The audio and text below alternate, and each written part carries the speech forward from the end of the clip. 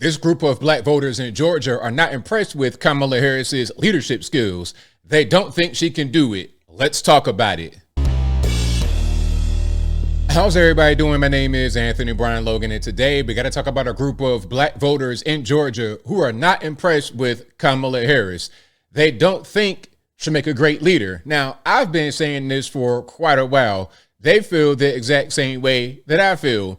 When you see Kamala, you think goofy, smiling and giggling and cackling, and she has a very limited vocabulary. She's just not very good. This is why when she ran the first time in 2020, she dropped out in the year 2019 before the 2020 primaries. She was polling pretty much dead last out of everybody. I'm talking about Amy Klobuchar. Now, Amy Klobuchar would be shaking, like, I don't know, some kind of involuntary tick. She didn't really look well, shaking all the time. Pete Buttigieg, an LGBT dude married to a man. She was losing and getting stomped into wine by these people who are not good at all. So what makes her better just 4 years later? Okay, she has experience as a vice president. Doing what? They'll say she has that experience as a vice president, but then when we ask, what has she done? Oh, they don't do anything. So what's the experience? I don't really know. But before I go any further, let's get to the actual clip. This is from dailymail.com. I will link to the full article and this video in the description. If you're on IG, visit the link in the bio, go to the corresponding article on the website. But without further ado, let's go ahead and roll it. Hand up if you think the economy is better under Trump. And hands up if you think the economy is better under Biden and Harris. Why? Now, my man in the green, I want to know why you think that. Really, nobody else raised their hand. I want to know why you think that. And it's kind of it's not like one of these numbers. It's like a little church hand, little church hand. Excuse me, I got to go to the bathroom. That's that right there. Not a lot of confidence behind that hand raise. Okay, 7-1. That's pretty clear. It's the truth. I'm not saying he's like, of course, yeah, like I do say, he has best. He still has a business mindset. I think that lended somewhat. And I think, yes, the trickle down of whatever previous stuff. And I think he just handles certain things a little better. Who does? Trump. Those? He provided more jobs, more opportunities, similar. Even though he didn't have any experience in politics, but he came in and did a much better job. If you look at the statistics now, we're far more worse now than we were before. Firstly, I just want to ask a general question about Harris. Then we're going to show some clips for the debate. What's your biggest hesitation about voting for Kamala Harris?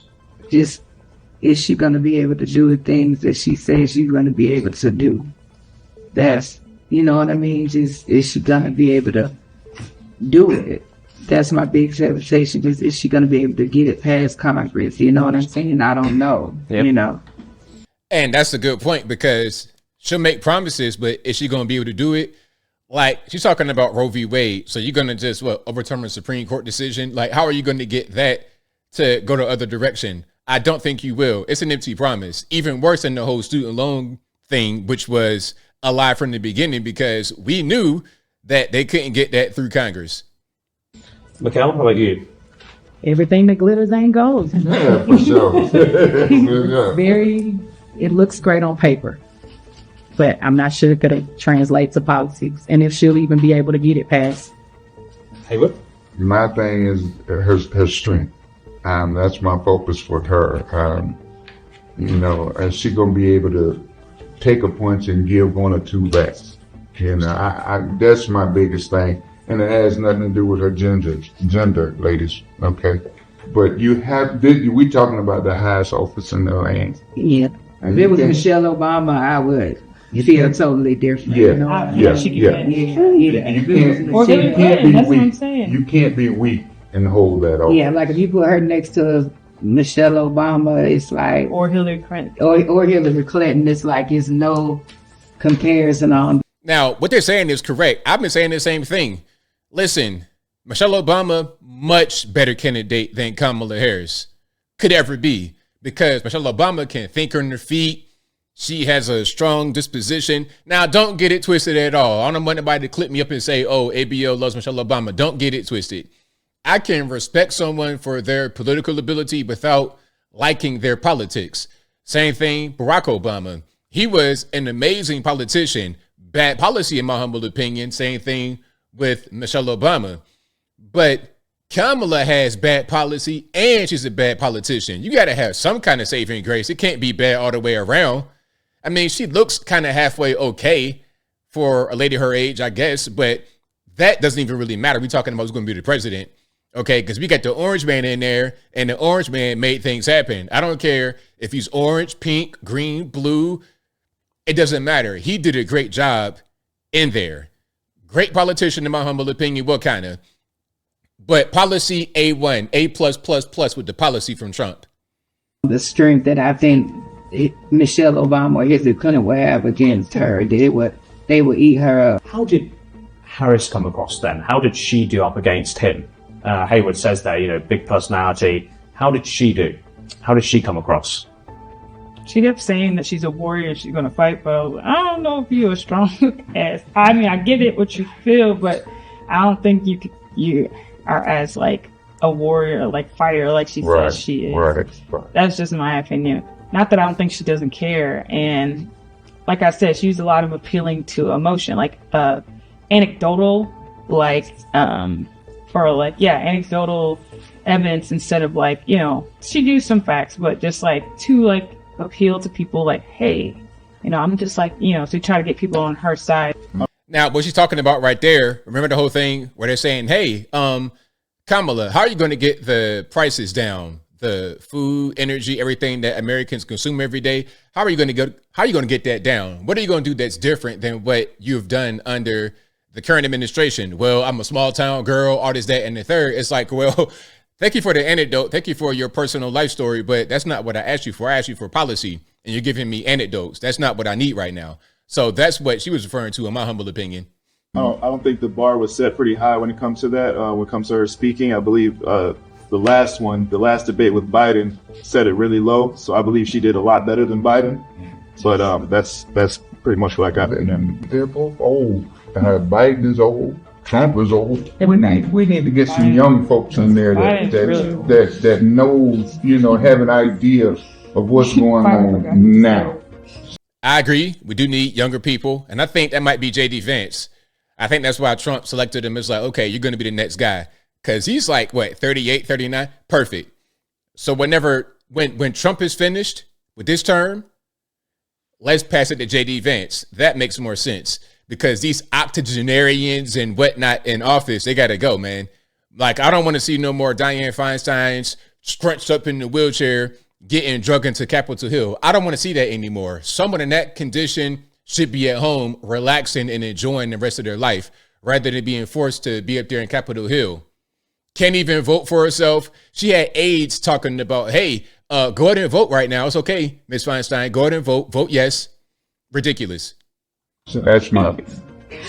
Yeah, it was several times where he kept referring to her as they. He almost didn't even address her. He kept saying Biden. He didn't say her name at all. Yeah, or that's your boss. Basically, that's your boss. You're just doing what Biden wants to do. Yeah, and it does make you wonder, right? Because it's kind of he's saying stuff y'all just ousted him. And I'm that's not what happened. But in the back of my mind, I'm what if that is what happened? It is what happened. It's exactly what happened. Because look, let's talk about that for a minute since we're right here.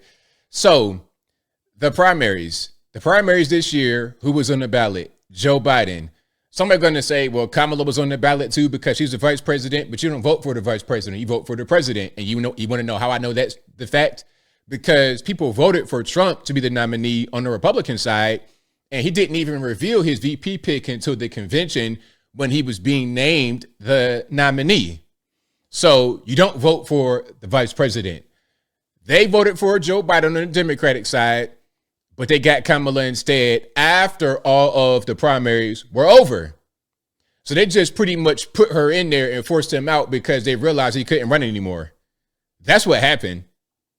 And now she's the figurehead, so it's difficult to jump on board 100% because you do you've seen it. We've lived through now, multiple elections and we've seen how they turned out. So as a person, I do think she's a better person than he is overall character-wise. And that's why, more people I think are leaning towards her. I don't know if that 100% means she'll do a better job in the office.